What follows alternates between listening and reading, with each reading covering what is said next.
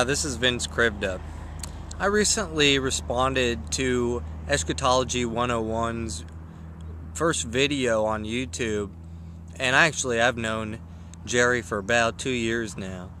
I'm on his mailing list. I've had several discussions with him. I knew him back in my Pal Talk days and so forth. So I've actually been pretty familiar with his theological background and those sorts of things.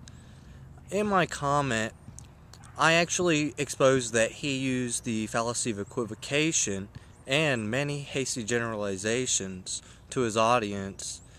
And I don't think he liked that, because within hours he actually deleted my entire comment. Actually, it was 2 comments. He deleted them both in their entirety. And then he took the liberty to comment on my page, on my profile page. Now, Jerry has every right to delete any comment which he wishes from his profile page.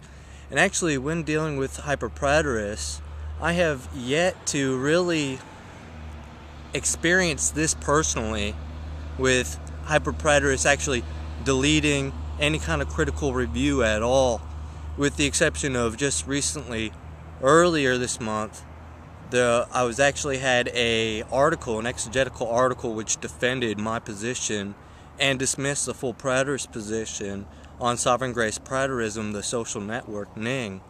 And it actually was deleted in its entirety from administrators, and all the comments that I received within those couple days that it was posted were deleted. So you can't find it there anymore, but it has been reposted on theologyexplained.com, so you can look at it for yourself to judge whether it was fair, accurate, or whether it was something that deserved to be deleted in the first place. I just wanted to address some of the things that Eschatology 101, Jerry Bowders, has actually posted on my profile. And one of the things was that he challenged my use of the word preterist to define myself and my theological affinities on my profile page. He presumes that I don't have the right to describe myself as preterist, that it's misleading, and that I'm actually changing the usage of the term. When actually, if you look at Jerry's profile, or actually his webpage, which I'll actually put in this episode, the notes here on YouTube, so you can check out the link. But he actually says he believes that he has the right to, quote, define himself, or we all have the right to define ourselves as we see fit. And the context of that was him defending his right to not call himself full preterist, even when other people insist that his eschatology is characterized by full preterism. Actually, he doesn't regard himself as a full preterist. His original video, which I commented on, actually gives a challenge for an open debate, and I actually was kind of critical of his challenge.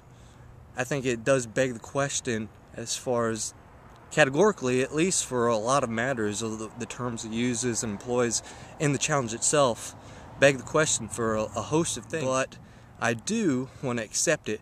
I cannot privately email him to accept his challenge, because he is actually in an email thread which he initiated. I'm actually not supposed to ever contact him again. I do challenge Jerry to give me permission to release, at least for any kind of documentation or any kind of record, what the contents of that email were. And I also will accept his challenge to open debate. He says in his website that this challenge to open debate on his question is actually open to any Christian futurist, with quote, no exceptions. So I think that includes me, because Jerry himself on my web profile has given, at least questioning my usage of the word preterist, and even including me with the word futurist, in another isolated comment, saying that futurists, even including me, presuppose certain things. So I guess Jerry also is opening this invitation to debate, which he says has been in challenge for 2 years. I guess that includes me too. So Jerry, I'll pay for a conference room I don't think my church would actually welcome you to debate, and I don't have the authority to really do that, but maybe we could find a church around here which would give us permission to.